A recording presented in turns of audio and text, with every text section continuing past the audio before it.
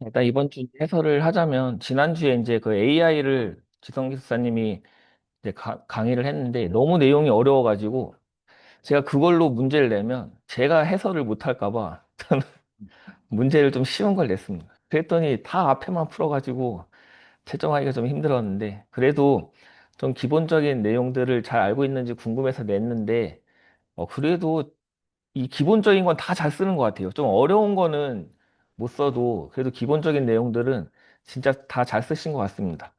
그러니까 제가 이제 공부할 때, 제가 기숙사 공부할 때는 AI가 챗GPT가 처음 나왔을 때라 잘 약간 생소했거든요.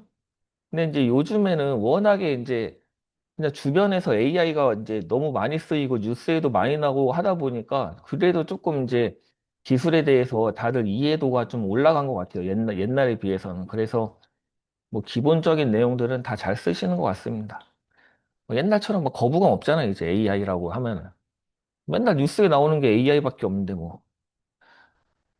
이제 뭐 서당계 3년이면 풍어를 넘는다고 그냥 듣다 보니까 막 맨날 나오니까 그냥 아, 이제 그런가 보다 이제 하는 거죠, 그냥. 그래서 해설을 하자면 이제 피지컬 AI는 제가 볼 때는 이제 좀 키워드라고 하면 당연히 디지털 트윈이라던가 그리고 뭐 라이다, 레이더 이런 센서 같은 것들이 좀 같이 나오면 좋을 것 같습니다. 그리고 이제 물리, 뭐 당연히 이런 얘기가 나와야겠죠, 정의에는. 그리고 3단락에 약간 많은 분들이 그 옴니버스? 옴니버스 맞나요? 옴니 뭐던데? 그 엔비디아에서 무슨 프레임워크가 있던데? 기억이 안 나네. 그거 언급해 주셨던데, 그거 좋은 것 같습니다. 옴니버스인가 뭔가.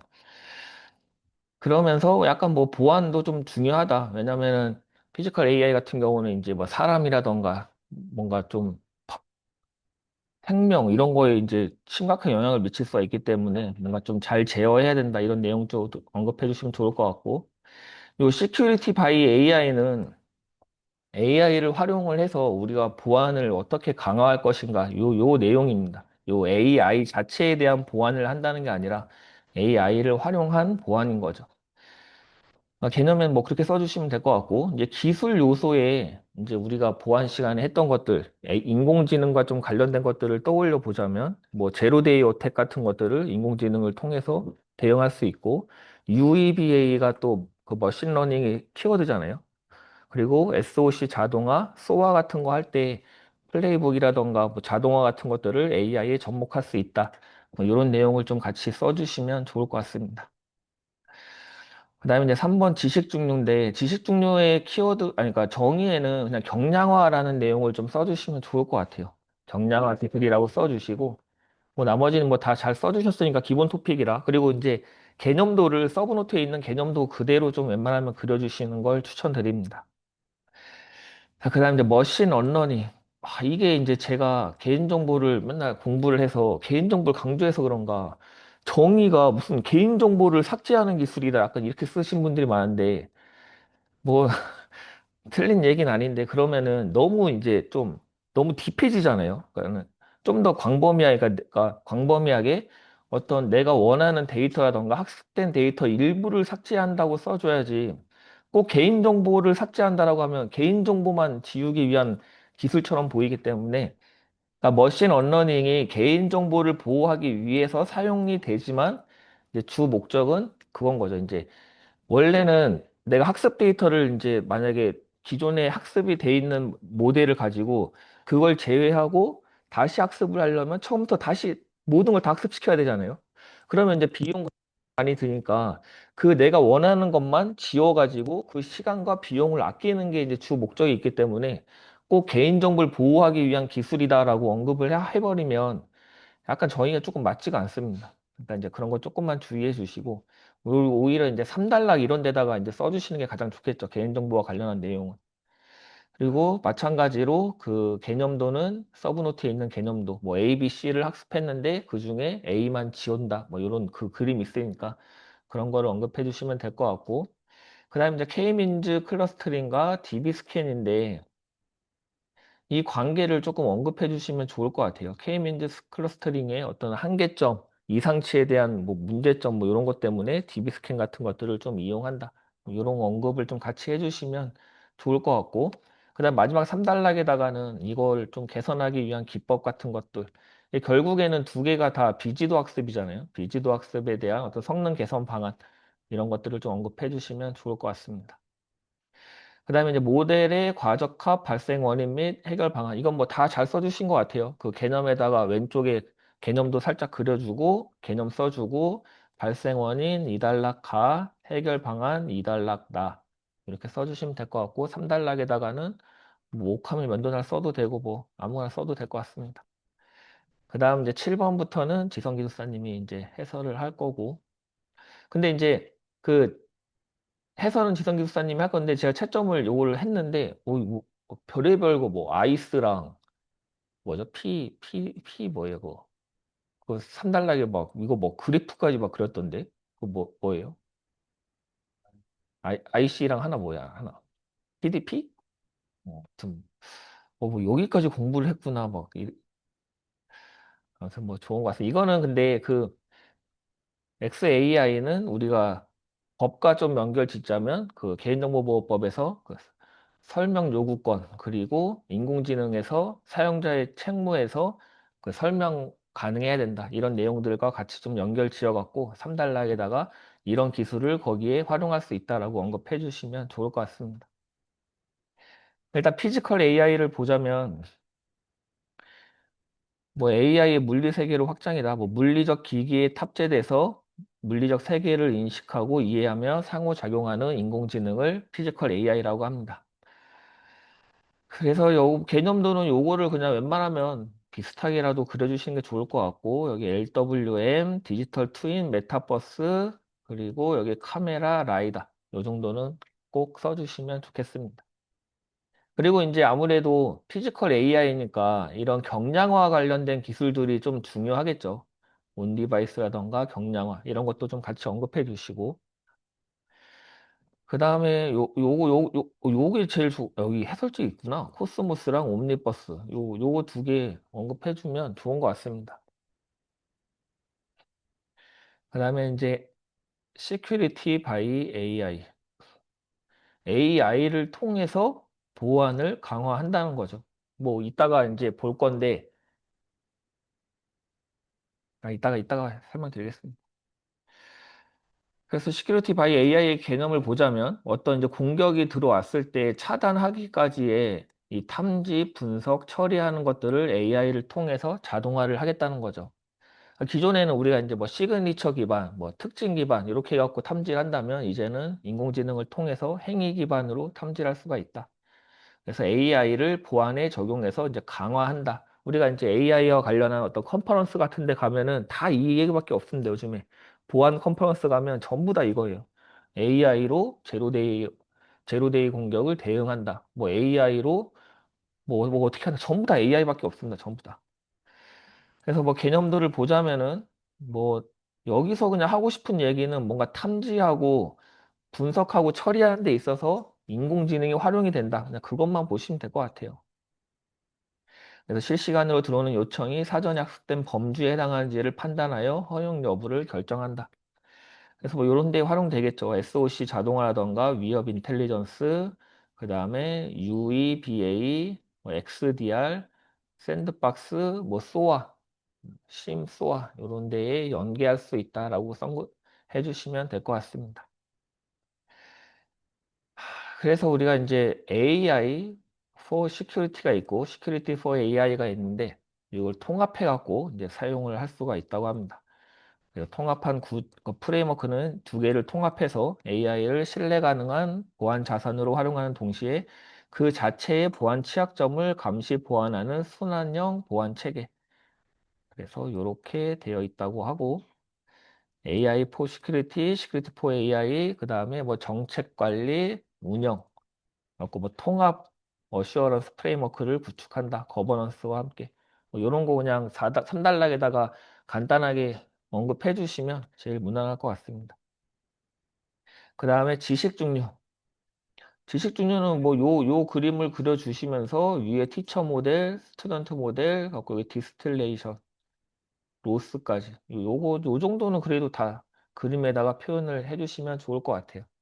그리고 정의에 제가 볼 때는 그냥 경량화된 모델이다. 경량화 기법이다. 꼭 경량화 기법을 써주시고. 그리고 어떤 분은 이게 뭐 데이터를 전이한다라고 하는데 이게 데이터를 전이하는 거는 아닌 것 같아요. 뭐 제가 인공지능 전문가는 아니지만 데이터를 전이하는 게 아니라 뭐 파라미터라던가 가중치 이런 거 전이하는 거 아닌가? 맞아? 데이터 전이는 아닌 것 같아요. 아무튼 데이터를 전이하는 건 의미가 없잖아. 그래서 구성 요소는 티처 모델, 스튜던트 모델, 디스틸레이션 로스, 소프트 로스, 하드 로스 이 정도는 같이 키워드로 갖고 가시면 되겠습니다. 그리고 이제 지식 증류의 유형이 이렇게 있다고 해요. 뭐 로짓 기반, 피처 기반, 관계 기반. 그리고 지식을 전달하는 방법으로는 오프라인, 온라인, 자기 증류 이런 것들이 있다고 하니까 이제는 우리가 이 문제를 낸 이유는 저희가 지금까지는 딱 여기까지만 공부를 했잖아요. 여기까지. 1단락 정의, 2단락 가의 요 그림, 2단락 나의 요기 이렇게 썼었잖아요. 근데 뭐 좀 더 이제 뭐 2교시형으로 나온다거나 아니면은 3단락에다가 이런 유형이라던가 지식을 전달하는 방법까지 있으니까 이것까지 이제 학습하시라고 갖고 왔습니다. 딥시크에서 MOE 구조가 뭐 사용된다고 해요. 지식 종류 외에도. 그래서 MOE는 뭐 우리가 알고 있는 거니까 요거는 그냥 MOE가 딥시크에 사용된다. 요 정도 알고 계시면 될 것 같습니다. 그 다음에 이제 머신 언러닝.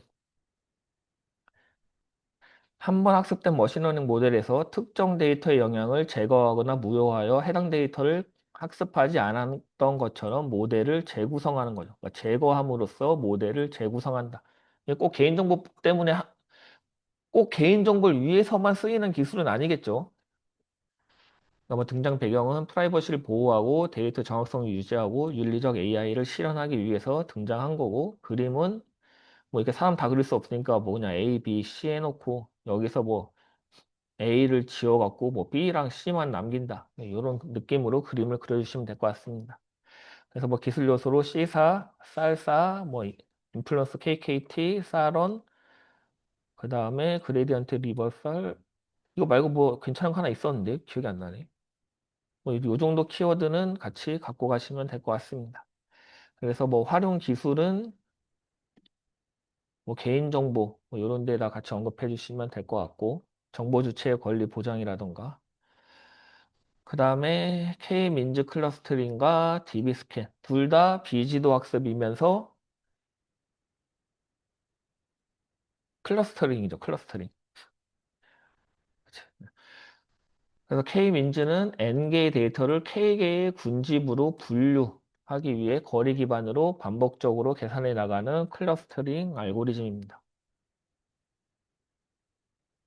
맞나? 둘 다 비지도 맞죠?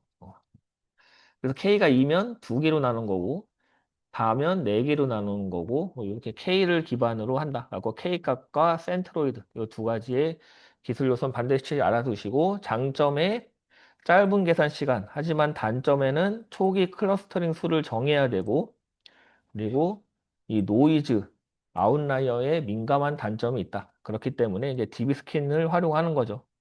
DB 스캔은 이제 밀도 기반 이 클러스터의 중심을 이동시키면서 중심으로부터 정해진 반경거리 내에 최소 데이터 포인트 개수를 확인하여 밀도 기반으로 군집화를 수행하는 알고리즘이 되겠습니다.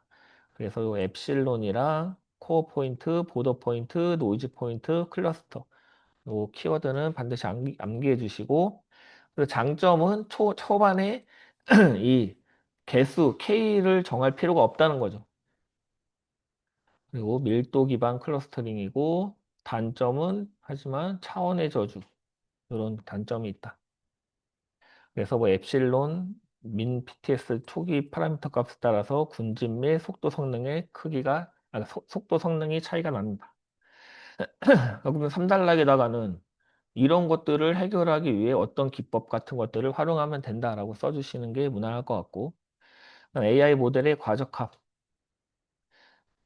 발생 원인 및 해결 방안을 물어봤으니까 1단락에다가 개념도 요 정도 간단하게 그려주시고 여기서 이제 과적합이 발생을 하는 거죠. 그래서 기계학습 시 관식 집단을 대표할 수 있는 패턴이나 관계를 찾아 훈련 데이터 집합 생성하는 과정에서 너무 학습을 많이 해서 불필요한 내용까지 학습된 상태가 과적합의 정의입니다. 발생 이유는 차원의 저주, 모델의 복잡도, 편향과 분산의 트레이드오프, 그리고 데이터 불충분 이런 것들 때문에 발생하고 해결 방안은 드롭아웃, 정주화, 차원 축소 뭐 이런 것들을 통해서 할 수 있다. 뭐 앙상블 이런 것도 가능할 것 같고 3달러 뭐 과적합 방지 이론, 옥함의 면도날 뭐 이런 거 쓰시면 될 것 같습니다. 면도날 하니까 갑자기 유튜브에 그게 뜨던데 질레트가 뭐 기업 가치가 폭망했다. 그 남자의 자존심을 건드려서 뭐 이런 얘기 나오더라고. 1교시 넘어가고 그다음 이제 2교시 그 2교시가 3번이 좀 어렵긴 한데 3번 잘 쓴 사람도 있긴 있더라고요. 대부분 1번, 2번 대부분 푸셨는데 2번은 진짜 와, 다 잘 썼어, 다. 요 정도는 요즘에는 그래도 이제 기본 소양인 것 같아. 기본 상식 그냥. 요건 진짜 다 잘 썼고 3번 이거는 조금 이게 2번 나가 애매해갖고 답이 제가 원했던 답은 아닌데 그래도 다 쓰신 분은 잘 쓰신 것 같습니다.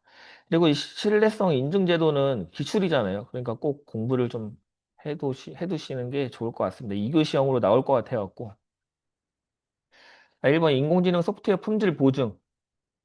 이제 세 개를 물어봤으니까 제가 볼 땐 그냥 이거 뭐 재원 쓰기 애매하잖아요. 2단락, 3단락, 4단락 이렇게 쓰는 게 무난할 것 같고 그럼 1단락에다가는 인공지능 소프트웨어 품질 보증 테스트의 개념? 이거보다는 필요성이 난 것 같아요. 왜 기존의 소프트웨어 테스트 기법이 있는데 왜 인공지능에 대한 품질을 보증하기 위한 테스트 기법이 왜 나왔고 이거를 왜 적용을 해야 된다. 이런 문제점을 좀 얘기를 해주면 좋겠죠. 그러면은 거기다 써야 될 단어는 뭐예요? 기존에 기존의 그 소프트웨어 테스트 기법으로는 한계가 있고, 그리고 인공지능 모델 자체의 특징, 약간 블랙박스인 특징, 이런 것들 때문에 기존의 테스트 기법으로는 안 돼서 인공지능 테스트 기법이 나왔다. 뭐 이런 내용을 꼭 같이 언급해 주시는 게 좋은 것 같습니다. 메타모픽 테스트 하면 나와야 될 게 메타모픽 관계, 그게 반드시 나와야 되는 거고, 뉴런 커버리지 테스트 하면은 활성화된 범위, 활성화된 뉴런 뭐 이런 내용이 꼭 나와야 되고 안전 반경 최대화 테스트는 약간 좀 안전이 중요한 데서 사용된다. 이런 내용 좀 써주시면 될 것 같습니다. 그다음에 이제 SLLM 정의는 제가 볼 때 정의 나와야 될 단어는 도메인 특화. 그래서 뭐 소형 모델, 도메인 특화 요 정도 좀 써주시고 필요성에다가도 요즘에 뭐 환경에 대한 문제 이런 것도 좀 같이 언급해 주시면 좋을 것 같습니다.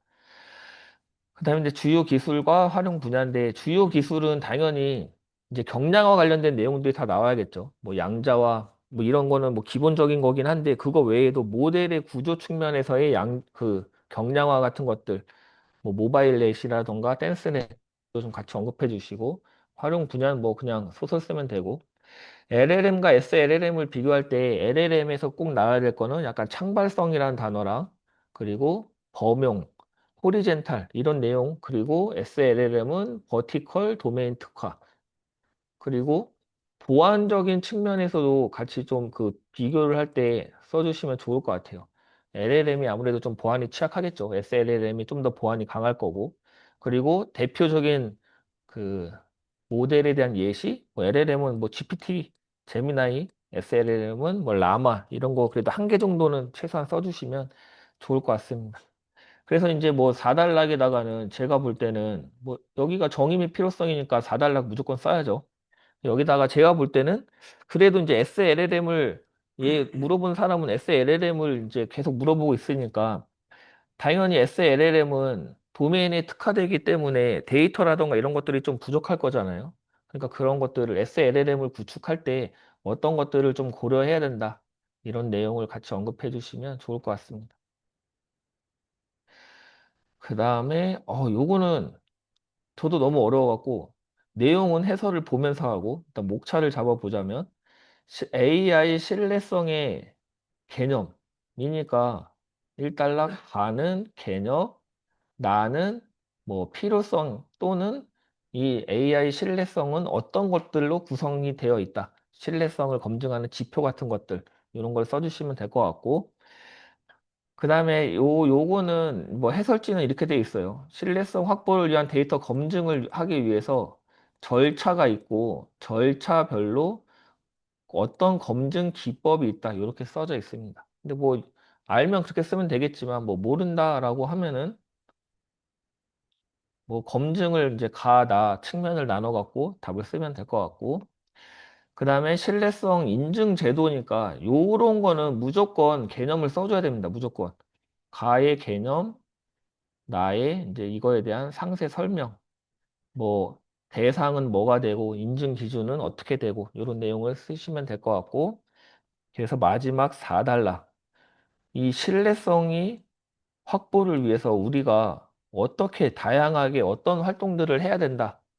꼭 데이터 검증뿐만이 아니라 어떻게 신뢰성을 확보할 수 있다라고 조금 더 넓은 범위에서 언급해 주시는 게 제일 좋은 것 같습니다. 음. 인공지능 소프트웨어 품질 보증, 테스트의 필요성, AI의 귀납적인 특징이 있고 기존 테스트 기법은 적용이 불가능하죠. 뭐 동등 우리가 알고 있는 뭐 불동경 의상 이런 것들은 안 되니까. 그래서 AI는 데이터와 학습 알고리즘에 의해 성능이 결정되므로 전통적인 소프트웨어 테스트 방식으로는 품질을 보장하기 어려워 AI에 특화된 테스트 기법이 필요하다. 이렇게 1단락에 언급해 주는 게 제일 무난한 것 같고 그래서 메타모픽 테스트 하면은 요 메타모픽 관계 요거를 그래서 비교한다. 이런 거를 꼭 그림에다가 그려주시고 그래서 메타모픽 관계를 이용해서 원 입출력 값이 주어졌을 때 이후 새로운 입력값 및 그에 대한 출력값을 예측하는 테스팅 기법이 메타모픽 테스트가 되겠습니다. 그 다음에 이제 뉴런 커버리지 테스트라고 하면은 이 뉴런들 중에 얼마나 이제 요거는 활성화 안 된 거죠. 얼마나 활성화가 되느냐 범위를 찾는 거.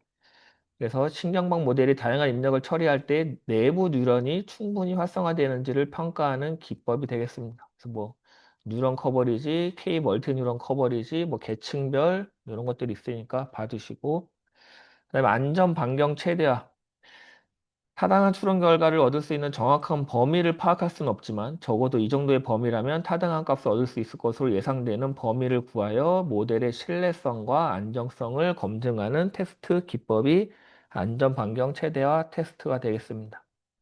안전 반경, 뭐 지역, 전역, 적대적 공격 기반 검증, 입력 왜곡 테스트 이 정도 갖고 가시면 될 것 같습니다. 그래서 안전 반경 테스트는 이런 데서 활용이 된다. 뭐 자율주행, 의료, 보안, 금융 이렇게 신뢰성이 중요한 곳에서 활용이 된다. 그다음에 이제 SLLM. SLLM은 정의는 LLM 모델의 어떤 뭐 컴퓨팅 파워, 환경에 대한 문제, 그리고 창발성, 특정 산업 특화 한계 이런 것들을 보완하기 위해서 파라미터 수가 비교적 작은 언어 모델이 되겠습니다. 등장 배경은 뭐 읽어보시고 그다음에 이제 SLLM 모델 뭐 메커니즘까지는 필요 없을 것 같고 기술 요소만 보자면 뭐 사전 학습된 모델이 있어야 될 거고 그리고 파인 튜닝, 모델 경량화, 디스틸레이션, 지식 증류, 뭐 오픈 소스, 데이터 증강, 뭐 양자화 뭐 이런 것들을 통해서 하면 될 것 같고 뭐 동향은 그냥 뭐 있기를 갖고 오긴 했는데 동향이 중요한 게 아니라 활용 분야 뭐 개인 비서, 개인 콘텐츠, 교육 및 학습, 다국어 대화, 뭐 마케팅 뭐 다양한 데서 쓰인다. 그다음에 이제 LLM과 비교를 해보자면 LLM은 여기는 이제 범용적인 거고 SLLM은 도메인에 특화됐다. 특화됐다. 이런 걸 꼭 써주시고 그리고 파라미터 수는 당연히 소형 언어 모델이 더 적겠죠. 학습 데이터도 더 적을 거고 학습 시간은 당연히 아유 시간 측면으로 보면 당연히 얘가 더 많은 거고 비용도 얘가 더 많고 서비스 비용도 많고 자원도 많이 들어가고 성능도 범용적으로는 얘가 뛰어나죠. 하지만 일부 특정 도메인에서는 얘가 더 뛰어난 거고. 그래서 주요 모델에는 뭐 GPT, 얘는 라마 이 정도 써주시고 보안 여기다가 보안까지 같이 써주시면 좋을 것 같습니다. 그리고 여기다가 이제 좀 호리젠탈, 얘는 버티컬 이런 거 좀 써주시면 좋을 것 같고. 그래서 SLLM은 아무래도 좀 할루시네이션, 그러니까 학습 데이터가 적으니까 할루시네이션 이런 문제가 발생을 할 거잖아요. 그러니까 이런 것들을 어떻게 이제 대응할 건지, 뭐 합성 데이터 같은 것들을 활용해 갖고 학습을 시킨다든지 이런 내용 같이 써주시면 좋을 것 같습니다. 아, 그다음에 이거는 진짜 너무 어려운데, 근데 이제 이거 기출 맞죠? 지난 회차. 이거 외워야 돼. 어쩔 수 없어. 자, AI 신뢰성의 개념, 생명 주기별 요구 사항이 있고, 인공지능 윤리 기준을 준용한다고 합니다. 3대 기본 원칙과 10대 핵심 요건, 그리고 신뢰성 확보 대상이 정의가 되어 있다고 해요. 그래서 이제 보자면은, 요거는 별로 중요한 거 아니니까 요거 학습 안 하셔도 되고, AI 신뢰성의 개념을 보자면 인공지능 시스템의 의사결정 및 활동에 영향을 받는 모든 이해관계자의 기대치를 충족시키는 역량을 AI 신뢰성이라고 한다고 합니다. 그래서 생성형 AI 신뢰성 확보를 위한 데이터 검증을 이렇게 한대요. 수집 단계와 전처리 단계와 모델 학습 단계와 평가 단계와 배포 단계 이렇게 나누고 각각의 검증을 이렇게 한다고 합니다. 뭐 수집에서는 출처를 확인하고 다양성을 확인하고 전처리에서는 사실관계 확인, 표준화, 개인정보 보호, 학습 과정에서는 데이터 분포 조절, 편향, 평가에서는 뭐 일반, 안정성, 배포에서는 모니터링, 피드백, 뭐 업데이트 뭐 이런 것들을 통해서 한다고 하는데 이게 검증이라고 하다 보니까 막 많은 분들이 지표를 쓰신 분들이 되게 많더라고요. 그 멀티모달 지표 막 이런 것들 쓰신 분들도 있는데 약간 문제가 조금 애매한 것 같습니다. 그다음에 이제 요 CAT의 인증제도 이건 꼭 학습해 주세요. CAT의 개념은 AI 신뢰성 확보를 위한 사회 기술적 요건을 중심, 요 사회 기술적 요건을 중심으로 기업 내부의 AI 거버넌스 및 주요 신뢰성 특성에 대한 검증, 확인 활동을 인증하는 제도. 사회 기술적 요건을 중심으로 AI 거버넌스 및 주요 신뢰성 특성에 대한 검증. 이 단어를 꼭 암기해 주시면 좋겠습니다. 대상으로는 뭐 AI 모델, AI 시스템, 인증 범위로는 거버넌스와 제품에 대한 신뢰성. 여기 나왔죠. 거버넌스와 신뢰성. 그러니까 대상과 범위와 점검 사항은 이렇게 있는데 이걸 뭐 딱히 암기할 필요는 없을 것 같고 그냥 그 우리 인공지능 품질 특성 그냥 그거 써도 뭐 얼추 비슷한 것 같습니다. 점검 사항은 안 외워도 될 것 같아. 근데 시험 한번 기출이니까 요 정도 암기해야 되지 않을까요? AI 신뢰성 인증 제도의 인증 기준 1번부터 15번까지 있습니다. 아, 목 아파갖고 이걸 다 읽어드리기가 힘들어갖고 이거를 좀 암기해 주세요. 그래도 시험에 나오면 요 정도 써야 되지 않을까? 근데 1급 시험으로 나왔으니까 다음은 이제 2급 시험으로 나올 차례거든. 2급 시험으로 나오면 이거 써야죠 다. 암기해 주세요. 요거는 뭐 별로 필요 없는 내용이고 요 위에 꼭 15개를 암기하시는 걸 추천드리겠습니다. 일단 저는 여기까지 하고 네, 1교시 7번이죠? 그죠? 7번 안 하셨죠? 교수님께서. 네, 7번부터 하겠습니다. 네. 일단 XAI인데 XAI가 안에 내부적으로 인공지능이 기본적으로 약간 블랙박스 느낌이 있잖아요. 네. 블랙박스를 해결해야 된다. 네. 요거 반대되는 개념이 약간 뭐 글라스 박스라고 하더라고요. 저도 찾아보다가 알게 됐는데 글라스 박스라고 합니다. 네. 그러니까 이 뉴럴 네트워크가 특히나 뉴럴 기반으로 이제 많이 지금 딥러닝 기반으로 많이 가고 있잖아요. 근데 이 딥러닝이라는 게 이렇게 이제 안에 많은 레이어 계층을 갖고 있는데 얘가 어떻게 동작하는지 설명을 잘 못해요. 그러니까 이제 이런 것들에 대해서 설명할 수 있게끔 해줘야 된다. 네. 그래서 결과물이 생성되는 과정과 안에 내부 로직이나 이런 것들을 설명해주는 기술이 이제 XAI가 되고 반대적인 측면에서 봤을 때 조금 이 딥러닝 말고 머신러닝 쪽 있잖아요. 그러니까 뭐 디시전 트리나 리그레션이나 아니면은 뭐 이런 것들은 특히 이런 것들 디시전 트리는 내가 어떻게 지금 따라가고 있는지 내부적으로 보이잖아요. 그래서 얘는 약간 글래스박스 느낌이고 반대편 딥러닝에 있는 것들은 좀 어렵다. 설명이 어렵기 때문에 이런 것들이 이제 필요하다라고 이제 좀 알고 계시면 좋을 것 같습니다. 네. 그리고 이제 리그레이션도 보면은 리그레이션을 또 실제로 돌려보면 뭐 y는 뭐 ax 플러스 b 이런 식으로 공식이 나오잖아요.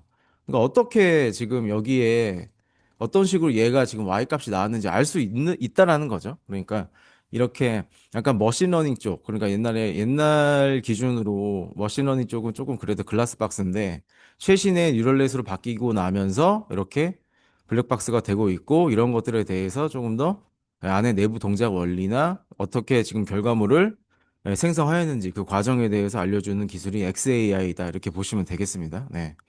그러니까 여기 보시면 여기 나왔잖아요. 딥러닝 때문에 사실 안에 내부적으로 안에 동작 절차가 어떤지 모르게 된다라고 이해하시면 될 것 같습니다.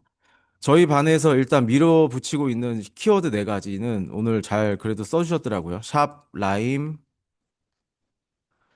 그리고 이제 PDP, 아이스 뭐 이렇게 네 가지 그리고 추가적으로 뭐 LRP라던가 이런 것들은 좀 더 가져가시면 좋을 것 같아요. 네, 일단 이 네 가지, 잘 알고 계시면 될 것 같습니다. 네. 자, 그리고 XAI의 뭐 핵심 과제 있는데 이런 것들 한번 보시면은 좋을 것 같습니다. 네, 한번 읽어보시면 좋을 것 같고, 그다음에 EDA가 CDA, 이거는 뭐 다들 잘 이제 쓰시더라고요. 그래서 간단히 설명드리면, 자, 시각화, 데이터 구조 이외, 그리고 인사이트 도출하기 위한 데이터 분석 기법이다. 그러니까 뭔가 작업을 하기 전에 데이터에 대한 구조를 봐야 되잖아요. 안에 내부가 어떻게 되어 있는지 그런 것들에 대해서 수집하고 탐색하고 그다음에 안에 패턴 도출하고 인사이트 발견하는 그런 절차가 EDA가 되겠습니다. 네. 그래서 안에 뭐 여기 여러 가지 뭐 기법도 있었잖아요. 바 차트로도 이렇게 이제 뭐 클래스 분포도 보고 그렇죠? 뭐 이런 뭐 산점도 있었잖아요. 산점도도 XY 관계에 있어가지고 이런 식으로 서로 상관관계인지 음의 상관인지 양의 상관인지 이런 것들을 볼 수 있다. 이런 것들이 다 EDA라고 보시면 되겠습니다. 자, 시각화, 데이터 구조, 패턴, 관계 이해, 인사이트 발견 이런 것도 이제 키워드가 되겠습니다. 네. 그리고 이제 CDA는 확증적 데이터 분석입니다. 확증적. 예. 그래서 이제 데이터는 이제 탐색을 했어요. 그러면은 이 데이터 사이언티스트나 이 연구자가 데이터를 보고 어느 정도 가설을 수립을 하거든요. 네. 그래서 예를 들어 가지고 아이스크림이 여름에 많이 팔릴 것이다. 이렇게 양의 상관이 있었어요. 양의 상관이 있어. 아이스크림이 더우니까 여름에 많이 팔릴 것이다. 라고 이런 식으로 이제 연구자가 가설을 가지고서 그 가설을 세워놓고 추정하는 분석 기법이 CDA입니다. 그러니까 연구자의 가설이 있고, 그렇죠?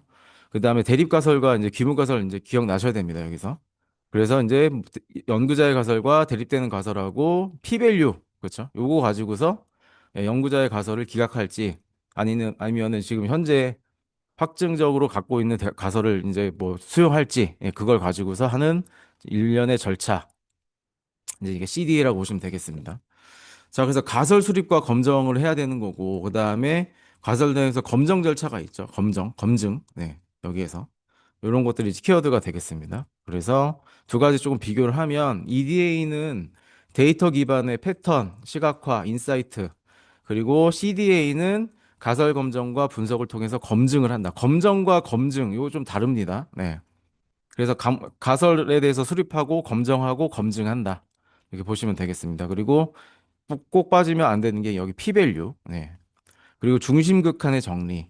이거 기억나시죠? 이거 표본의 숫자가 늘어나면은 정규분포를 따른다. 뭐 그런 내용들. 그리고 기법 보시면 히스토그램, 상자 수염, 뭐 산점도 이런 것들이 시각화를 위한 기법들이 되겠죠. 이런 것들이 EDA 기법이고 T-테스트, F-테스트, 뭐 Z 분포를 따르는 뭐 그런 것들, 아노바, 뭐 앙코바, 상관분석, 회귀분석 이런 것들이 다 CDA가 되겠다. 이렇게 보시면 되겠습니다. 자, 인공지능 편향. 요거는 제가 일부러 좀 만든 문제인데 생각보다 손도 많이 못 대신 분들이 많아서 조금 놀랬습니다. 그래서 이제 인공지능 편향, 특히 뭐 이 해결 방안 때문에 많이 고민을 많이 하셔서 못 들어가실 수도 있겠지만 한번 그 저희 반이 연습을 좀 해야겠다라고 좀 느낀 게 뭐냐면 기존에 이제 연습한 문제들은 대부분 잘 쓰세요. 근데 조금만 바꾸거나 조금 관점을 달리 좀 꼬아놓는다거나 하면은 대부분 선택을 안 하시더라고요. 근데 결국은 이제 시험 문제라는 게 기출이랑 똑같이 나오진 않잖아요. 그러니까 조금 이런 문제를 의식적으로 좀 선택을 하심으로써 좀 풀어보시는 게 좋지 않을까 저는 그 개인적으로 그렇게 생각합니다. 네. 그런 맥락에서 봤을 때 모의고사도 꼭 이제 보셔야 되겠죠. 네. 그래서 시험은 어쨌든 똑같이는 안 나온다. 네. 그래서 요거 좀 보시면 일단 편향이라는 거는 어떤 AI의 특정된 집단이나 속성이나 상황에 대해서 불리하거나 왜곡된 결과를 생성하는 이상 현상이다. 이렇게 보시면 되겠죠. 예. 그래서 뭐 집단, 속성, 상황 불리하거나 아니면은 잘못되거나 왜곡된 결과를 생성하는 이상 현상이다. 그리고 원인에서는 인간의 편향이 있는데 인간은 원래 편향을 갖고 있다. 그리고 숨겨진 편향은 뭐 인공지능에서 발견하기 어려운 그런 데이터 패턴을 갖고 있다. 데이터 표본, 데이터가 만약에 수집이 잘못됐으면은 나타낸다. 롱테일 변환, 특정 범주가 누락되면 이것도 마찬가지로 편향을 낸다. 고의적 편향, 연구자가 일부러 막 의도적으로 데이터를 조작해서 할 수도 있다. 이런 원인들, 이런 것들 때문에 편향이 되죠. 좀 보시면은 대부분의 편향이 살짝 이 데이터와 관련된 느낌이 난다라고 보시면 되겠습니다. 그러면 해결 방안으로 봤을 때 사례나 한번 읽어보시고요. 그러면 데이터가 좀 나와야 됩니다. 데이터 얘기를 꼭 터치를 하셔야 됩니다. 데이터를 균형을 맞춰야 되고 클래스도 조정을 해야 되고 그 다음에 오디과 관련해 가지고 이런 분포 빠진 거 편중 여부 이런 것들을 잘 해놔야 된다. 그리고 메타데이터라는 것도 강화를 하면 좋겠죠. 왜냐면은 어떻게 수집이 된 건지 어디서부터 출처를 가지고서 이게 온 건지 어떤 로직으로 집계가 된 건지 이런 것들이 다 메타에 저장돼 있으니까 네, 이런 것들도 하나의 꼭지가 될 것 같습니다. 그래서 데이터와 관련해서 균형을 이루어야 되고 감사도 해야 되고 메타데이터도 잘 읽어보고 이 데이터 준비에 관련해 가지고 해야 된다라는 거를 가장 상단에 올려주셔야 됩니다. 지금 원인이 보시면 아시겠지만 데이터에서 뭐 누락이 발생했다. 데이터에서 뭔가 뭐 샘플링 편향이 있었다. 다 데이터 얘기예요, 대부분이. 자, 그럼에도 불구하고 이제 어쨌든 데이터는 이렇게 이제 잘 준비를 해야 된다는 거고 두 번째는 모델과 알고리즘 중간에서 아무리 데이터가 잘 되더라도 연구자가 뭐 특정 어떤 편향된 로직을 가지고서 일단 한다라고 하면은 좀 안 좋은 얘기들이 있겠죠. 그래서 어쨌든 뭐 이런 얘기들이 있다. 그래서 이제 공정성에 대해서 정확도, 이 페어니스에 대해 가지고 러닝에 어떤 그런 기법을 넣어야 되고 가중치를 조정을 해 나가면서 불균형이 있는 거에 대해서 없애야 되고 리웨이팅. 네. 그리고 뭐 특정 어떤 그런 민감 뭐 속성 있잖아요. 뭐 흑인이라던가 아니면 어떤 특정 나라에 대해서 이렇게 방해하도록 학습하는 것을 예방하기 위해서 이런 것들을 쓴다라고 몇 가지 키워드만 가져가시면 좋을 것 같습니다. 그 다음에 평가를 잘해야 되겠죠. 평가. 마지막은 어쨌든 간 이렇게 해고 나면은 평가를 통해서 좀 보완을 한다. 네. 그래서 결국은 이 집단 간에 뭐 남녀 사이에 아니면은 뭐 국가 간에 이렇게 해서 동일성을 검증을 하고 그다음에 뭐 어떤 기회 균등에 대해서 이런 것들이 있다라고 하는데 이런 것들은 이제 부가적인 거고요. 여기에 부분에다 잘 써주시면 될 것 같습니다. 데이터를 잘 정제를 하고 모델과 알고리즘 관련해 가지고 웨이트를 조정하거나 아니면은 예, 공정성 관련해 가지고 목적 함수 이런 것들을 다 이제 만들어 놓고 뭔가 어느 정도 편향이 있는지 없는지를 계속 확인을 한다라는 것이겠죠. 네. 자, 그리고 활성화 함수. 요거는 제가 셀태 과제로 냈었었는데 그냥 그대로 한번 내봤고 만약에 나온다라고 한다면 좋겠는데 뭐 안 나올 가능성이 큽니다. 근데 그럼에도 불구하고 이제 활성화 함수가 나왔다라고 하면 요 두 가지 정도는 특히 요거 예. 이 뭐 길루 뭐 이렇게 뭐 길루라고 해야 되나요? 네. 가우시안이니까 길루라고 해야 되나요? 그래서 이제 요거까지 좀 알고 계시면 3달러 거리로 좋을 것 같아가지고 좀 문제를 내봤고요. 일단은 활성화 함수는 첫 번째 이 액티베이트 펑션 요게 그 어떤 스레스홀드를 넘어가면 다음 뉴런으로 전달하기 위한 그 함수잖아요. 예. 근데 이게 이제 이 역전파하고 그다음에 그 순전파하고 둘 다 쓰입니다. 네. 특히 역전파에서 그 베니싱 그라이언트가 기억이 나셔야 되는데 거꾸로 이제 나갈 때 거꾸로 이렇게 들어갈 때 보면은 이 없어지는 현상. 요거를 여기에서 보면은 이 데드 렐루라고 했는데 네. 일부 음수 영역에서 이제 그라디언트가 0이 되는 현상들이 발생하더라. 특히나 이 릴루 같은 거 보면은 음수에서 이렇게 지금 곡선이 이렇게 깔리고 있잖아요. 네. 요게 이제 문제가 된다. 문제 상황이라고 보시면 되겠습니다. 네. 그래서 릴루는 개념 다시 한번 보시면 이걸 그냥 그대로 설명하시면 됩니다. 입력이 0보다 크면 그대로 출력을 하고 여기 출력하고 있잖아요. 작으면 0으로 이제 없앤다, 차단하는 활성화 함수다라고 보시면 되고, 예, 그거를 대해서 이 리키릴루를 조금 쓰고 있는 거죠. 리키릴루. 리키릴루라는 건 여기 약간 좀 이렇게 비스듬하게 내려가죠. 네, 요것도 근데 문제가 있습니다. 특정 음수에서 이렇게 딱 선형 형태로 떨어지기 때문에 여기 시그모이드를 곱했다. 일정 음수 영역에서 정보를 유지하기 위해서 입력값에 시그모이드를 곱한 부드러운 모양의 함수, 활성 함수라고 보시면 되겠습니다. 여기 보시면 이렇게 떨어지죠. 이렇게. 네. 살짝 이렇게 요 부분이 이제 핵심 포인트라고 보시면 되겠습니다. 이 부분. 그래서 요게 이제 음수 영역에서도 예, 어느 정도 완만하게 이런 계산이 가능하게끔 기울기 소실 문제를 완화시켜주고 있고 특히 이게 이 릴루가 나온 게 특히 리키 릴루가 나온 게 2015년경이거든요. 굉장히 10년 이상이 된 겁니다. 그리고 그 다음에 아마 2016년도 얘가 나왔던 것 같고 그리고 그 다음에 얘가 2017년도에 나왔던 것 같습니다. 이런 식으로 이제 가고 있고 특히 얘가 이제 요즘에 GPT라던가 대규모 언어 모델에서 많이 쓰는 그런 활성화 함수거든요. 그러니까 얘 정도는 알고 계시면은 좋을 것 같다. 그렇게 생각이 들고요. 어쨌든 이게 완만하게 음수 부분에서 이렇게 되기 때문에 조금 더 이거보다 리킬일루보다는 더 좋게 학습이 된다라고 보시면 될 것 같고요. 안정성이 증가를 한다. 네. 특히 이 비전 쪽에서 많이 쓴다라고 이제 실루, 예, 이 시그모이드를 곱한 이 실루 계열은 비전 쪽에서 많이 본다라고 보시면 될 것 같고요. 그다음에 여기 가우시안 확률적 게이트 요게 이제 포인트가 되겠습니다. 그래가지고 입력값에서도 확률적으로 게이트를 처리를 한다라고 하면은 뭐 그냥 결과값만 보는 게 아니라 입력값 대비해가지고 어떻게 출력값을 정할지를 다 본다라는 얘기예요. 그렇게 이해해 주시면 될 것 같고 여기보다 보시면 곡선이 얘보다 조금 더 아래쪽으로 이렇게 부드럽게 떨어집니다. 여기는 지금 떨어지긴 떨어지는데 살짝 완만하잖아요. 여기는 요렇게 더 이제 더 이렇게 둥글게 이렇게 떨어집니다. 네, 더 부드럽게. 그러니까 더 이렇게 더 빠른 수렴과 뭐 낮은 오차율이 있다라고 하네요.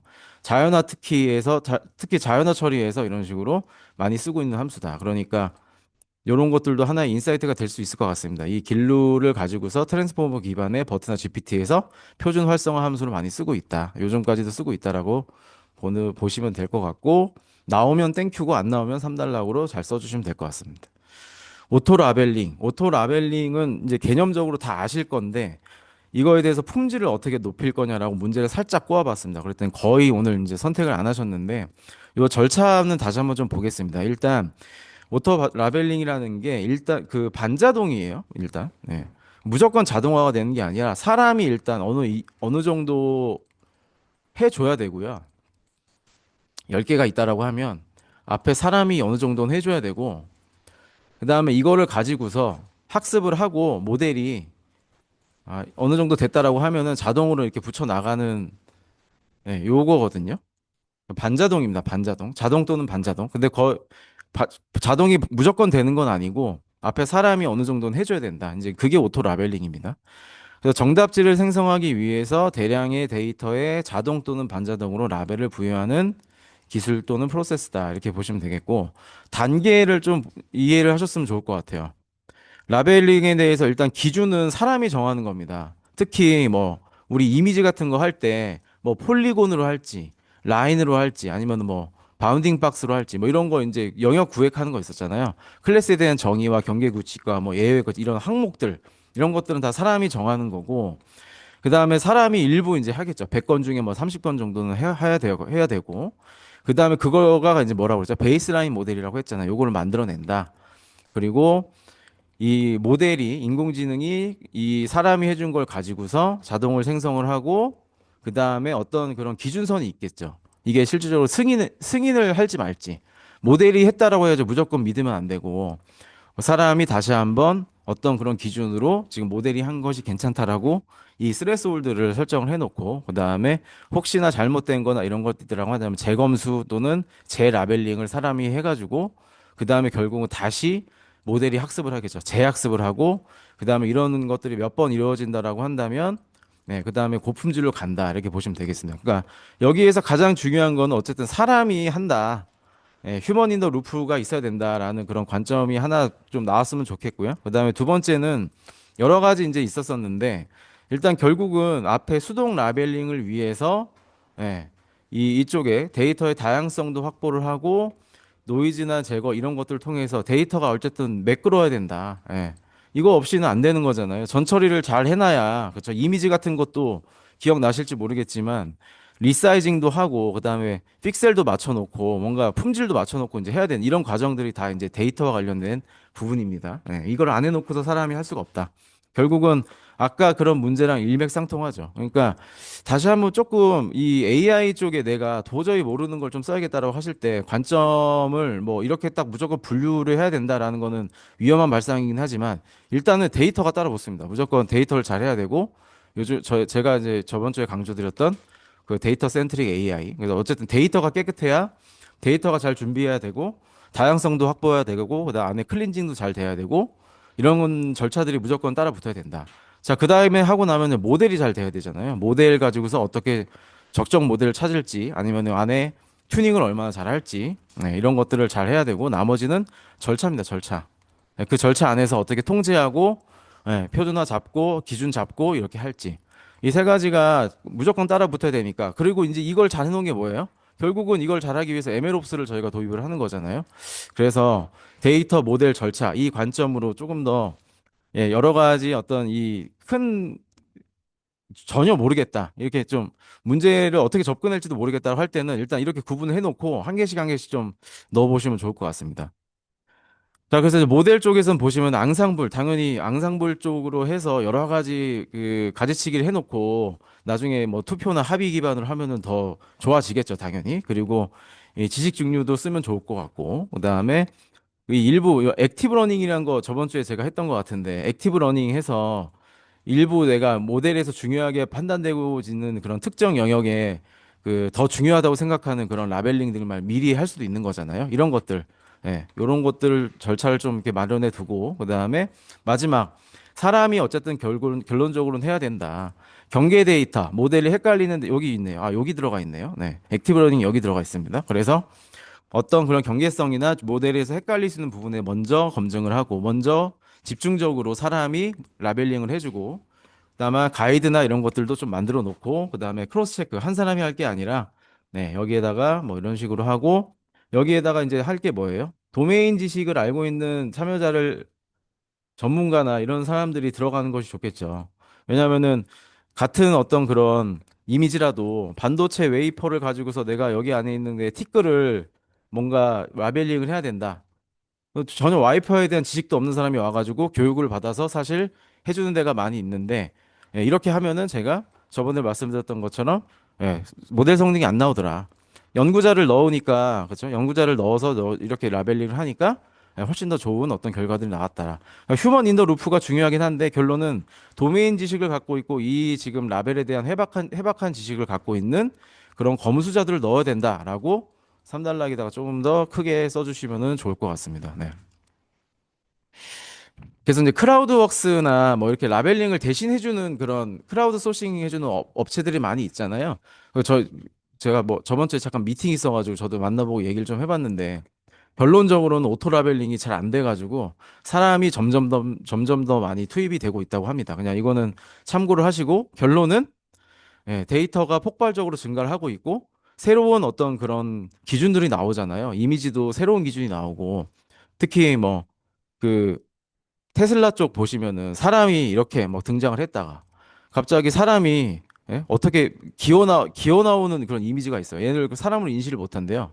그러니까 이런 거는 또 이제 사람이 제 라벨링을 해가지고 또 인지를 시켜줘야 되는 그런 상황들이 막 있는데 어쨌든 예, 이 중간에서 오토 라벨링이라는 게 이렇게 원활하게 되려고 한다면 사람의 어느 정도의 판단과 그런 기준들을 설정을 해놔야 잘 된다. 그리고 도메인 지식이 있는 사람들이 집중적으로 해줘야 되고 예, 정확하게 깔끔하게 해줘야 이게 오토 라벨링을 실현할 수 있다라고 예, 봐주시면 될 것 같습니다. 네.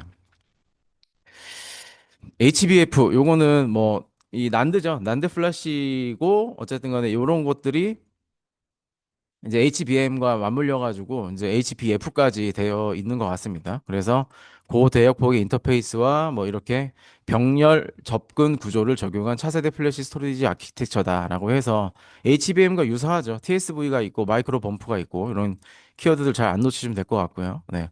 여기 로직 다이. 네. 저희 메모리 컨트롤러, 뭐 GPU, SoC. 요거 여기가 조금 더 디테일하게 잘 들어가시면 좋을 것 같습니다. 여기 아래까지 조금 더 봐주시고요. 네. 나머지는 넘어가도록 하겠습니다. 네. 참고로 요거 좀 헷갈리신 분들이 계시는데 이 비교는 마지막에 비교를 하신 분들이 많이 계시는데 비교는 사실 좀 시간도 많이 걸리고 그렇습니다. 그래서 이 메모리를 가지고 한 게 HBM이고 이 SSD 가지고 한 게 이제 HBF잖아요. 이 메모리 그 HBM 같은 경우에는 맨 처음에 학습 영역에서 많이 대용량 학습을 한다거나 했을 때 좋은 효과를 낼 수가 있겠죠. AM 모델을 만들 때 학습을 할 때는 이쪽으로 놓고 그다음에 실질적으로 추론을 할 때 있잖아요. 추론을 할 때는 HBAF로 하면은 충분하다. 약간 이런 느낌으로 약간 상호 보완은 하는 그런 체계다라고 알고 계시면은 이것도 급할 때 급할 때 이렇게 빠져나오시는 방법이 하나가 될 것 같습니다. 네. 그리고 이제 HBF 같은 경우에는 이게 그 리드나 뭐 이렇게 쓰기 이 한계가 좀 있잖아요. 그것 때문에 영어 뭐 학습에 대해서 굉장히 뭐 큰 데이터를 막 읽고 쓰고 하는 거는 적절하진 않고 추론 단계에서 조금 더 이런 식으로 쓰면은 좋겠다. 이렇게 보시면 될 것 같습니다. 네. 야, 여기 쓰기 횟수 제한이 있죠. 얘네들은. 네. 그래서 뭐 학습 단계에서 많이 입출이 있는 것보다는 추론 단계에서 실질적으로 서비스를 위해서 나중에 인퍼런스를 위해서 HBF를 사용하신 것이 좋고 학습 단계에서는 HBM이 낫겠다 이런 식으로 약간 상호 보완적인 관계다 이렇게 보시면 되겠습니다. 자, AI 데이터 센터는 여기서 보시면은 여기 연산, 메모리, 스토리지, 네트워크, 전력 이게 다 중요하죠. 요거를 AI를 그 실현하기 위한 차세대 데이터 센터다 이렇게 보시면 되겠고 밸류 체인 보시면 아시겠지만 여기에 좋은 키워드들이 다 있습니다. GPU, CPU가 있고 파워 서플라이와 관련된 뭐 병렬로 해야 된다라는 것도 있고 여기 네트워크 보시면 이게 다 구분 항목이거든요, 지금. 네. 구분 항목입니다, 요게. 그래서 쿨링, 뭐 파워 서플라이, 뭐 이런 것들이 있는데 좋은 키워드들 다 가져가시면 될 것 같고 그 전반적으로 그래도 꼭 들어가야 되면 좋은 게 GPU 그다음에 TPU, 뭐 NPU 잘 써주셨던데 HBM, HBF까지 연산 AI 연산을 위한 거죠. 그 다음에 아래 깔리는 게 이제 네트워크, 그죠? 메모리. 그 인피니트 밴드하고 NV 링크, 뭐 NV 스위치 오늘 뭐 다 잘 적어주신 것 같습니다. 네. 자, 그리고 그 아래 들어가는 게 스토리지 이제 한 분야 있어야 된다고 제가 말씀드렸잖아요. 그리고 냉각 장치가 그 아래 또 있어야 되고, 전력 냉각, 수냉식, 액침식, 네. 그리고 그 아래 이제, 예, 그 아래라기보다는 뭐 이런 것도 따라 붙는다. 참고적으로 알고 계시면 될 것 같습니다. 그러니까 결론은 아래부터 조금 약간 이런 그림이 나오면 좋을 것 같아요. 이런 식으로 하시기보다는 약간 맨 밑에 전력과 네트워크가 있고, 그렇죠? 전력하고 전력하고 뭐 네트워크 있다. 그다음에 여기 스토리지가 있다. 스토리지가 있고 여기에 이제 GPU하고 뭐 메모리하고 이런 것들이 이제 올라가는데 메모리 여기 사이에 이제 냉각 기술도 들어가야 되고 이런 식으로 조금 구조화 시키셔서 요런 지금 구분들이 여기에 다시 이제 그림에 이렇게 이어질 수 있도록 그렇게 답안을 작성하시는 것이 더 좋아 보입니다. 네. 그래서 결국은 AI 파이프라인, 학습 추론 운영을 최적화하기 위함이다. 이런 말들이 정의에 조금 들어가셨으면 좋겠어요. AI 학습 추론, 이런 것들에 최적화된 연산, 메모리, 스토리지, 네트워크 전력을 통합한 데이터 센터, 차세대 데이터 센터다. 이렇게 보시면 되겠습니다. 네. 자, 1교시는 여기까지고요. 2교시는 4번 문제는 약간 타겟형으로 저번 주에 제가 했던 거를 좀 냈고요. 네.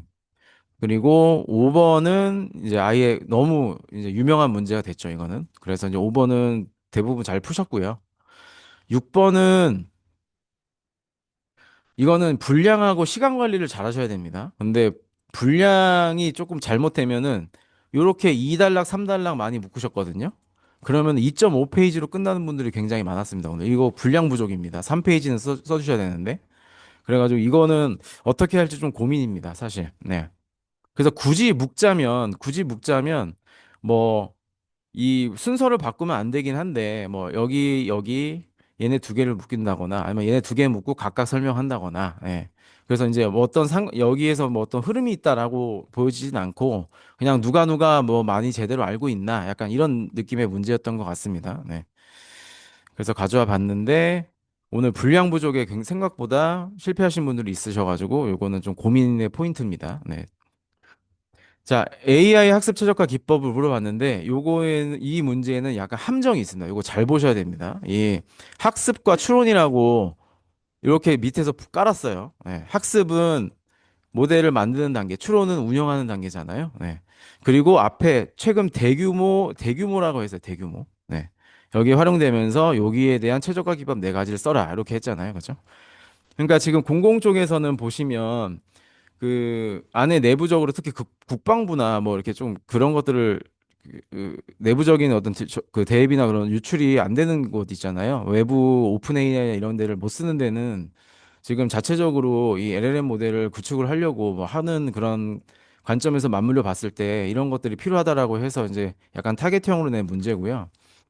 자, 그래서 이제 대규모에 필요한 파운데이션 모델이나 대규모 언어 모델이나 아니면 대규모 그냥 모델 이런 것들 버티컬 AI도 만들 때 최적화를 해야 되는데 그거에서 맞물려 가지고 지금 비용과 물리적인 한계가 있다더라. 그러기 위해서는 연산, 메모리, 그다음에 모델의 구조, 요 약간 좀 더 큰 관점으로 보시는 거죠. 하드웨어도 그렇고 소프트웨어도 그렇고 안에적으로 이런 파라미터 구조 개선과 이런 것들이 종합적으로 필요하다라고 하는 완전한 이교시형 문제다라고 보시면 되겠습니다. 네. 자, 그래서 요거를 잘하기 위해서 관점을 좀 보시면 좋을 것 같아요. 일단 GPU와 메모리 관점으로 접근을 해야 된다. 하드웨어 관점이죠.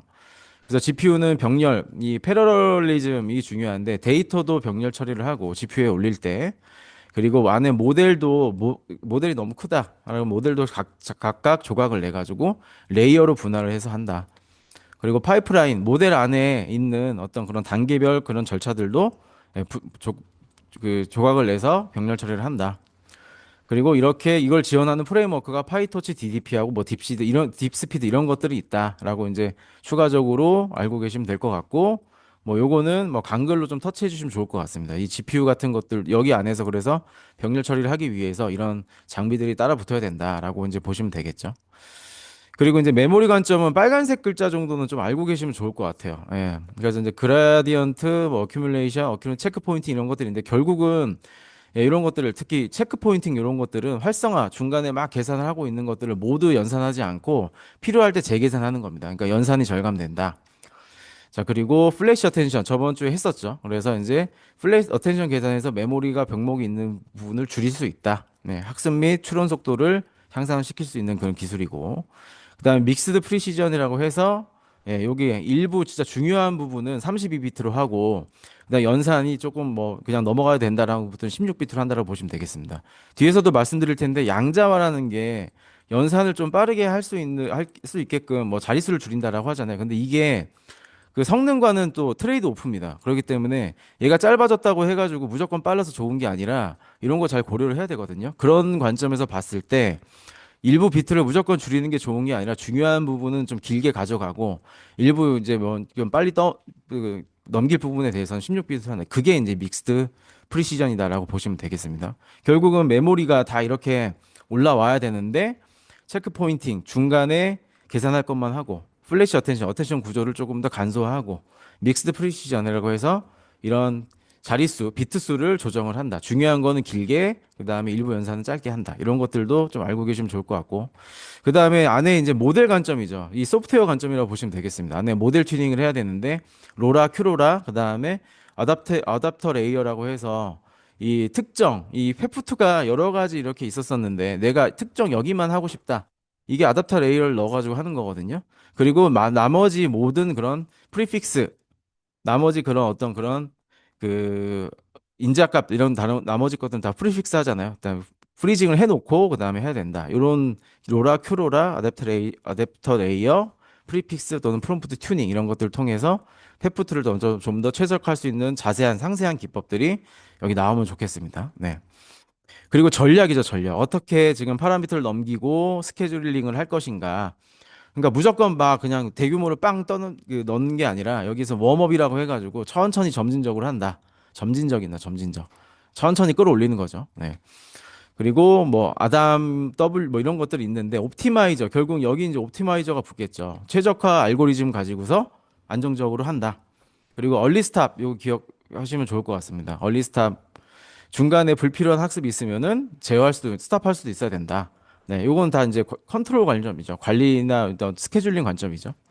네, 요런 정도는 알고 계시면 좋을 것 같고 마지막에 이제 이 최적화. 네. 양자화가 나왔죠. 양자 계산, 양자화. 그래서 이제 여기 보시면 뭐 여기 여러 가지 기법들이 있는데 일단 뭐 여기 저번 주에 배웠던 거 웨이트하고 액티베이션이 있다.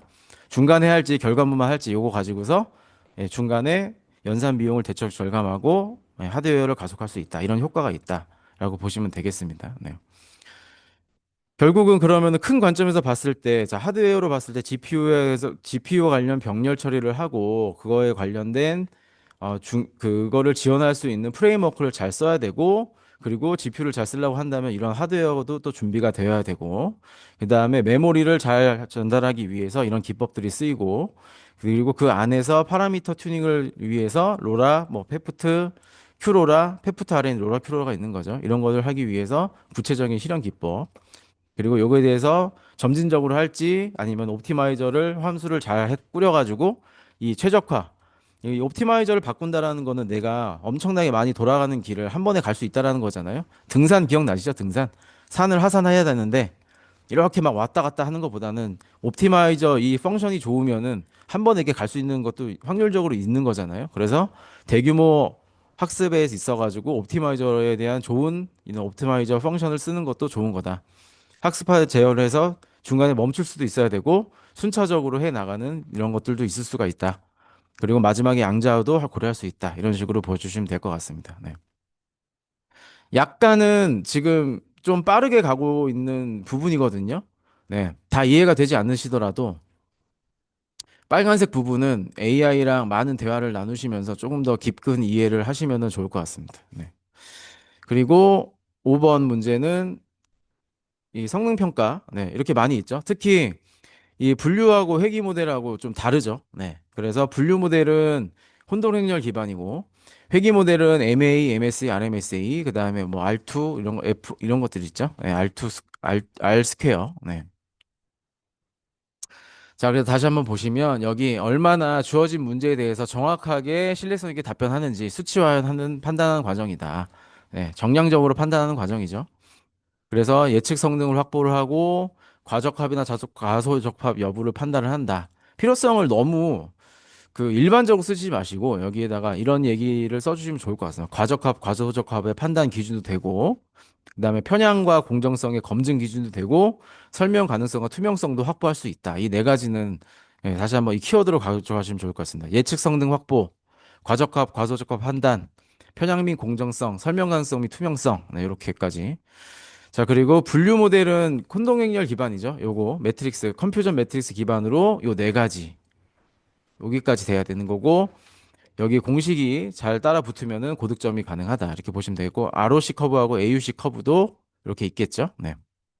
그리고 회귀 모델은 지금 뭐 절대값이냐 아니면 제곱이냐 제곱근의 루트냐 그리고 결정계수 관련된 공식 요 네 가지 네, 회귀 모델의 성능 평가 지표. 그래서 이 지도학습 모델에서 분류하고 회귀하고 이렇게 지금 구분 지어주고 있죠. 네, 요거 구분해 내셔야 됩니다. 자, 그리고 지도학습과 비지도학습의 가장 큰 차이는 라벨에 있고 없음이다. 그래서 이제 라벨이 있을 때는 지도학습이 되고, 그 다음에 정량적이죠. 정량적으로 할 수 있고 객관적이다라는 말이 더 맞을 것 같습니다. 객관적. 네, 객관성이 높다. 왜냐하면은 실제 값하고 예측 값하고 두 개를 비교하는 거잖아요. 그러니까 객관적이 높고 여기는 시각화 도구에 의존하니까 약간 정성적이란 말은 조금 위험해 보일 수 있다라는 생각이 드니까 약간 객관성이 어떻게 보면 조금 낮을 수 있다. 이런 식으로 표현하면 더 좋을 것 같습니다. 제가 봤을 때. 그래서 이제 직관적인 해석, 객관성이 이제 늘어나는 게 완전히 실제 값과 예측 값에 딱 대비를 해가지고 맞는지 틀리는지 알 수 있는 거고 그리고 상대평가 중심. 요 말도 괜찮은 것 같아요. 구조적인 거리와 응집도 비교를 가지고서 얼마나 지금 그룹핑 패턴 안에 내부적으로 어떤 지금 패턴을 갖고 있는지, 군집이 어떻게 이루어져 있는지에 대해서 알 수 있다. 그리고 중요한 게 마지막 요거죠. 평가 지표가 뭐뭐 있느냐. 그래서 앞에 2단락에 썼던 평가 지표 다 써주시면 될 것 같고, 여기에 뭐 실루엣 개수, 던 인덱스, 뭐 이런 많은 기법들이 있었죠. 저희가 배운 것들, 이 비지도 학습 모델의 군집을 평가할 수 있는 그런 것들을 다 여기다 적어주시면 좋을 것 같습니다. 네. 자, 6번은 한 개씩 개념을 잘 서로 개념을 제대로 이해하고 계신 게 중요할 것 같습니다. 그래서 키워드 위주로 조금 개념에서 찍어드리면 머신러닝 모델의 배포 버전 관리, 성능 모니터링, 드리프트 감지와 여기 중요한 거 재학습 자동화를 위해서 전 과정을 자동화 또는 표준화한 운영 기술이다. 이렇게 보시면 되겠습니다. 머신러닝을 잘하기 위해서 그렇죠? 그 앞에는 개발이랑 비슷하죠. 당연히 배포하기 위해서 버전 관리하고 그다음에 앞에서 뭐 데이터 관련해 가지고 그 만들어 놓고 그다음에 테스트하고 평가하고 그다음에 배포하고 다시 이제 재학습해 가지고 이렇게 유기적으로 돌아갈 수 있는 그런 운영 기술이다라고 보시면 되겠습니다. 자, 그래서 데이터 모델 파이프라인 관리는 있고 버전 관리와 실험 관리가 있죠. 그리고 뭐 오늘 잘 적어주셨던데 뭐 ML 플로우, 뭐 큐브 플로우 이런 것들이 다 이 배포하고 이 실험 관리를 하기 위한 그런 솔루션들이다라고 보시면 되겠습니다. 네. 자, 그리고 중요한 거 있었죠. 빠지면 꼭 안 되는 거. 재학습, 피드백 루프와 관련된 성능 저하를 관련된 드리프트를 감지를 하고 자동적으로 재학습하기 위한 전체적인 파이프라인 운영 체계. 이게 이제 MLOps라고 보시면 되겠습니다. 네, 효과는 당연히 네, 이 지속적인 성능 유지 이게 가장 좋은 거겠죠. 네. 그래서 이제 유기적으로 그냥 뭐 배포하고 끝나는 게 아니라 드리프트 감지해서 자동으로 데이터 관련된 학습 데이터도 조금 더 조정을 하고 그다음에 모델 성능 평가해서 더 좋은 모델이 있다라고 한다면 다음 모델로 더 업데이트해서 또 이런 식으로 유기적으로 계속 가는 거겠죠.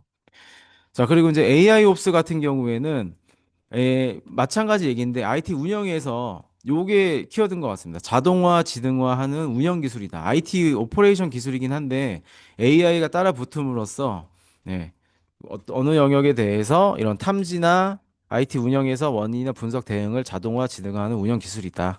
자, 그래서 데이터 분석, 로그 매트릭 이런 것들을 잘 수집하는 그런 계층이 있을 거고, 탐지하고 예측하는 계층이 있을 거고, 자동화 대응하는 계층이 있을 거고, 요 세 가지가 주요 기능이 되겠습니다. 당연히 효과는 장애가 됐을 때 대응 시간이 감촉이 되고, 뭐 운영에 대해서 특정 인력에 대해서 그 업무 피로도도 감소가 될 것이고 인력 의존도도 감소가 할 것이다. 네, 스플렁크나 데이터 도구로 많이 만들어내고 있다. 예, 설명해 드렸던 기억이 나는 것 같고요. 그리고 LLM 옵스는 대규모 언어 모델의 학습 배포, 프롬프트 추론 비용 품질을 통합하기 위한 운영 기술입니다. 그러니까 요즘 레그 많이 쓰잖아요. 그죠? 레그가 많이 이제 생기고 나다 보니까 여기에서 써야 될 수 있는 게 반드시 써야 되는 게 LLM하고 뭐 벡터 DB하고 기준 문서 이런 거잖아요. 네. 이런 거 잘 관리해 주는 게 결국은 LLM 없습니다. 그래서 이제 LLM 같은 경우에는 버전 관리도 해줘야 되고 버전 그렇죠? 버전 관리도 해줘야 되고 버전이 만약에 업데이트 됐다라고 한다면 그 저희 그 벤치마크 테스트 있잖아요. 품질 평가도 해줘야 되는 거잖아요. 품질 평가도 해주고 네. 그다음에 벡터를 구성하려고 한다면 기준 문서가 올라가야 되는데 이런 것들도 잘 땡겨 와서 잘 전처리를 해줘야 되고 네. 그리고 벡터를 구성했다라고 한다면 더 좋은 어떤 인덱싱 방법이 있다라고 한다면, 그렇죠? 인덱싱이 있다라고 한다면 이것도 뭔가 더 좋은 차세대 벡터로 구성을 해줘야 되는 거고. 다 이게 지금 레그랑 관련된 그런 이쪽 얘기입니다. 이거를 잘 하기 위해서 프롬프트 모델 관리를 하고 추론과 관련된 이런 품질, 비용, 아까 응답과 관련된 지연율 이런 것들도 될 것이고. 그 다음에 여기 조금 빠진 게 있는데 이제 가드레일이라고 해가지고, 예, 답변을 그냥 할 게 아니라, 그쵸? 가드레일을 설정을 해놓고, 그 다음에 내가 답변을 못할 것들은 튕겨내야 되잖아요. 내가 이상한 그런 민감도 정보나 이런 것들 물어보는데 레그가 다 대답을 하더라. 그럼 문제가 되니까 이런 것들이 다 여기에 들어간다고 보시면 될 것 같습니다. 추론 운영 관리, 답변 관리, 답변 품질 관리 이런 것들이 다 가드레일 설정해놓고 어떤 특정 단어나 특정 어떤 그런 질문에서 민감한 부분이 들어온다라고 한다면 그런 것들도 빼줘야 되니까 예, 그런 것들. 그러니까 레그와 관련된 운영된 거 있잖아요. 벡터 DB 관리, 지식 소스 연계 관리, 여기 가드레일 관리 이런 거 있잖아요. 자, 이런 것들이 다 여기 안에 들어오는 예, 주요 기능들이 될 것 같습니다. 그리고 효과, 뭐 당연히 LLM 토큰 많이 쓰면 다 돈이잖아요. 비용 통제도 할 수 있고 당연히 응답 품질이 좋아지겠죠. 이런 식으로 평가도 하고 뭐 지식 관련해 가지고 기준 문서도 계속 업데이트 해놓고 이렇게 한다라고 한다면 결국은 LLM 기반의 응답 품질을 더 높이기 있고 일관성을 갖고 오기 위해서 한다. 자, 대표 프레임워크 요거까지 한번 봐주시면 좋을 것 같고요. 자, 그다음에 AI 셋옵스 요거 이제 뭐 신규라기보다는 뭐 말만 이렇게 붙인 것 같습니다. 결국은 저희 저번에 AI for Security 기억나시는지 모르겠어요. 어쨌든 그 AI를 위한 또는 뭐 약간 시큐리티에서 AI를 접목해가지고 더 좋은 생산성 예, 그런 것들을 자동 탐지 분석할 수 있는 그런 체계. 그러니까 어떻게 보면 AI 옵스는 조금 운영 관점에서 푸는 게 더 좋을 것 같아요. 예. 운영을 자동화하고 운영에서 뭔가 단순 반복적인 것들을 분석해서 자동화한다라는 그런 개념이고 여기서는 보안 운영과 관련해 가지고 또 조금 더 세부적으로 AI 셋옵스가 나오는 것 같습니다. 그래서 그냥 IT 운영 자산이 아니라 여기는 보안 위협이라던가 취약점이나 아니면 보안 자산 같은 리스크 요소를 체계적으로 탐지 분석 대응이 가능한 AI를 접목한 보안 운영 프레임워크다 이렇게 보시면 되겠습니다. 그러니까 약간 더 보안 느낌이 더 나게끔 오늘 잘 써주신 분들이 계시더라고요. 그래서 보안과 관련된 로그, 그다음에 위협 분석, 그다음에 접근 제어 데이터와 관련해 가지고 뭐 로그 수집해 가지고 결론은 이상회의 탐지, 공격 패턴 탐지, 그다음에 뭐 여기 안에서 뭐 이런 것들 자동 점검을 하는 거고 규제 준수도 되고 있는지 모니터링. 네. 그래서 그러니까 수집, 분석, 탐지, 모니터링 이 네 가지가 네, 가장 큰 그런 항목들이 되겠죠. 이거를 그냥 하는 게 아니라 결국은 AI 기반으로 한다라는 게 이제 AI 셋옵스고 뭐 최근에 당연히 뭐 데이터 보호와 암호화, 보안 강화 때문에 충분히 나올 수 있는 하는 게 토픽이 될 것 같습니다. 네. 보안 사고가 계속 터지고 있잖아요. 그래서 보안 사고가 터질 때 사람이 하는 게 아니라 이제 뭐 이 AI가 해야 된다. 그래서 약간 오프 더 레코드긴 한데 쿠팡에서 이게 문제가 되는 이유가 뭐냐면 어떤 그 중국인이 메일에다가 원문에다가 이거를 어떤 그 첨부 파일 뭐 TXT 이런 것들을 하면 무조건 이 보안 이 운영 모니터링 팀에서 이 텍스트 파일을 열어서 그다음에 분석해서 이상이 없을 때만 이 발송이 돼야 되는데 이 쿠팡에 있는 사람이 여기 있는 사람이 여기 이 텍스트 파일을 넣은 게 아니라 이 유출할 데이터가 이렇게 있다라고 한다면 조금씩 있잖아요. 조금씩 원문에다 붙인 거예요. 이렇게 조금씩 라고 하더라고요. 이렇게 이제 붙였다고 하더라고요. 그러면은 이게 그냥 정상으로 판별한다 이게 하루에 쿠팡이 메일 보내는 건수가 얼마나 많은데 이걸 다 탐지해내겠어요. 그러니까 텍스트로 되게 지능적으로 그 첨부 파일로 넣은 게 아니라 메일 원문에다 이렇게 넣다 보니까 조금씩 이제 한다. 그러니까 결국은 이거 사람이 할 수 없는 영역이잖아요. 이거 그 보안 운영팀이 얼마나 되겠어요. 그러니까 결론은 이런 것들 AI 도움을 받아서 이제 해야 된다라는 그런 맥락에서 봤을 때 굉장히 이 AI 셋옵스도 충분히 나올 수 있으니까 하나의 꼭지로 가져가셨으면 좋겠습니다. 네. 자, 여기까지입니다. 그리고 이제 그 모의고사 얘기를 뭐 이재민 토님 하셨는지 모르겠는데 일단 그 시험 전에 또 한 번 더 있긴 할 텐데 네. 그 제가 오늘 절실히 느낀 게 1교시형에서 이렇게 조금만 바꾸면 선택을 못 하더라. 결론은 모르는 문제가 나오니까, 그렇죠? 모르는 문제 나오니까 꼭 그런 연습을 꼭 많이 해보시고 최대한 많이 시뮬레이션을 하셔야 됩니다. 네, 그런 말씀을 꼭 드리고자 예, 그 모의고사는 꼭 보셔라. 그리고 모르더라도 그냥 가장 비슷하게 쓰는 사람들이 대부분 그 제가 저번에 말씀드렸잖아요. 결국은 다 어려우면 최대한 비슷하게 쓰고 내가 아는 거를 얼만큼 잘 써가지고 서로 이렇게 상쇄시키면서 합격을 할 수 있는 방안으로 가야 된다. 이것도 시뮬레이션 해봐야 된다라고 계속 말씀드리고 있는 거잖아요. 네. 그래서 항상 시험은 모르는 게 나오고 모르는 걸 내가 얼만큼 최대한 방어하고 아는 거를 더 잘 써서 이렇게 지금 합격권이나 아니면은 30등 안에 들면 언제든 이제 나갈 수 있는 등수가 되는 거잖아요. 그래서 요 위치 판단을 잘 하기 위한 목적이니까 그런 목적으로 잘 모의고사를 꼭 신청하셔서 꼭 시뮬레이션 해보셨으면 좋겠습니다. 네. 고생 많으셨습니다. 10분간 쉬고 오늘 조금 빨리 끝내려고 하거든요. 네. 빨리 끝내려고 하고 있습니다. 그러니까 돌아가셔가지고 뭐 여러 가지 좋긴 한데 그 약간 지금 상황에서 모티베이션이 조금 이제 떨어지시는 것 같아요. 살짝씩. 그래가지고 이제 그 결석도 조금 많이 하시는 것 같고 이 약간 저는 그 부정적인 약간 모티베이션이 있었습니다. 부정적인 거. 예. 옛날에 회사 다닐 때 전 직장이긴 한데 긍정적인 모티베이션이 있었어. 긍정적. 부정적인 모티베이션 뭐였냐면 약간 내가 저 사람 때문에 회사를 빨리 때려치려면 이거 빨리 붙어버려야겠다. 약간 이런 게 부정적인 모티베이션이었고 이게 잘 좋진 않더라고요. 긍정적인 모티베이션은 가족이나 나를 지지해주는 사람들 있잖아요.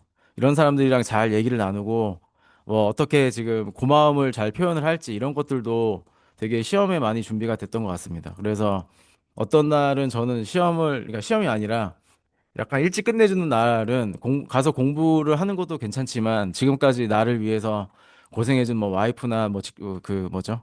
뭐 나를 뭐 연인이나 이런 분들한테 갑자기 이제 연락을 해서 오늘 뭐 잠깐 뭐라도 할까? 이러면은 뭐 대부분 나오잖아요. 네.